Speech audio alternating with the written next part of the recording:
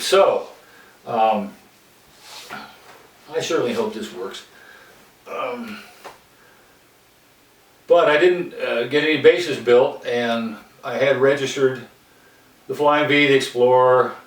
At that time, the LJ was a blueprint, and I also had a bigger one, single cutaway, like an LJ, that was about 16 inches. I was thinking of going for the jazz players. Never have built that one. I keep thinking about it once. But the LJ works so good, I've kind of given up on that. And I had the Paul Glass mandolin and the 4, 5, and 6 string basses. I believe that's a total of 9.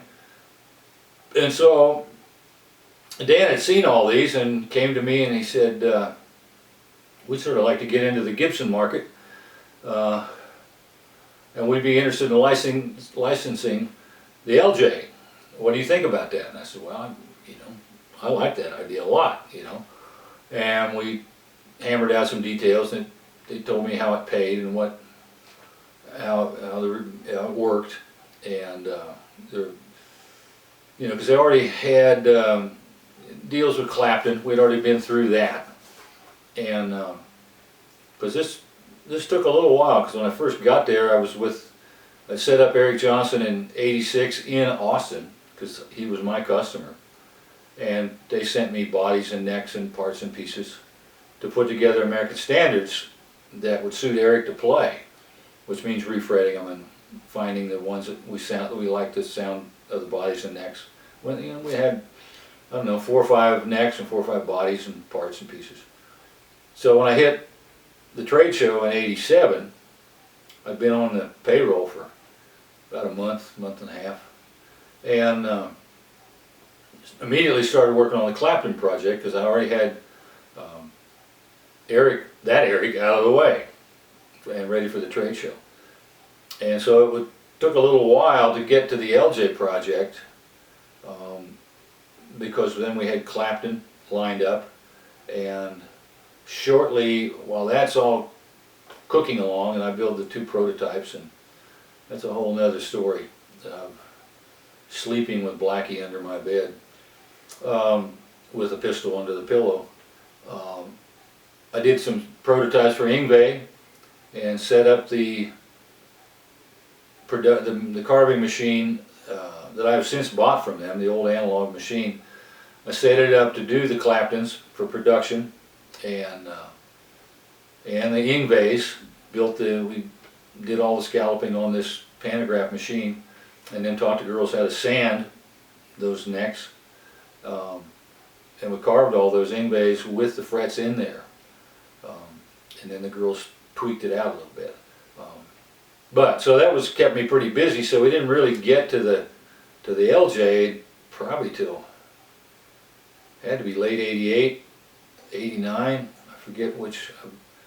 I'll have to look and see which. I've got the original catalog that it came out in. At that time, the LJ was the highest priced. I think all 3 models were higher priced than the Claptons or the Akistos or anything that they had gone at the time of the artist designer series, as they were calling it. And so it took a while to get that one off the ground, get a crew. Steve Bollinger was there, and he was the main machinist I was using at the time. I'd used Gary York on a lot of stuff, but he was so busy with the factory so we used Boley to build tooling, and John English was there helping. He was on the crew, and he had come from Valley Arts, and a young kid named Scott Buell, who's still there, the oldest tenured employee from that era, other than George Blandett. George got hired before I do, when they were contemplating the custom shop, and so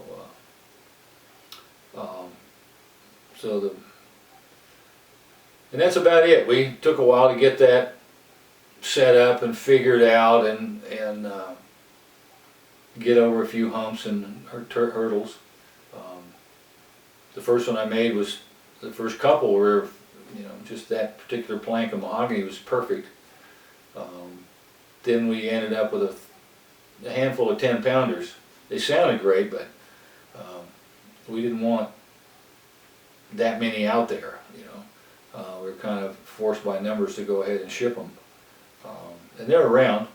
They just didn't hurt the sound of them. So I just took it upon myself to honeycomb some. I'd seen pictures on Gibson ad of just punching a bunch of holes in there anywhere you could without hitting controls and things, and chambering them. And we found that we ended up with two different animals. The chambered guitar was a much better all-around guitar, but wouldn't quite go Billy Gibbons and Pearly Gates.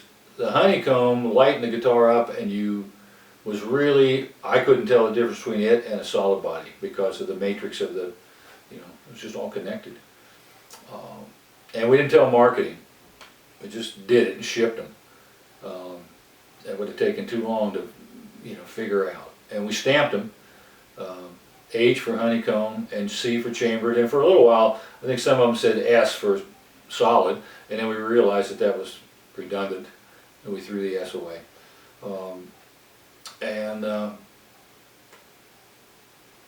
That gets you up to the point where we are, I guess. That it evolved in the early stages with trying to decide on parts. I was trying to stay away from completely Gibson parts for a little while, but that turned out to be impossible. We redid some roller bridges from the Esprits, put saddles in them. They sounded good. They were rectangles, kind of a little too big for me. Tried to do a non-screw tailpiece, but all that was pushing the labor cost and the machining cost up. So we ended up just doing tunamatics and bar stops, and nobody cared. Didn't seem like it made any difference. And one of those early years at the trade show, maybe the first or second, I went into Gibson's booth and they had a knockoff Telecaster in there. Every shape, everything, it just said Gibson instead of Fender, and didn't say Telecaster. It was all engraved like a cowboy gun or spurs or something, and a pretty guitar. And lots of custom banjo-ish type stuff with plastic fingerboards and stained ivoroid, and Mac Yasuda bought the whole batch for about $6 grand, which back then was a pretty good pile of money, and I was still trying to convince Fender to turn us loose and let us do custom stuff. I think maybe the next year I did a double neck, ocean turquoise, Christopher Cross style double neck with matching peg heads, and I don't know where that guitar went. There you have it. That ought to be enough. And it's probably a terrible recording, and we'll throw it all away.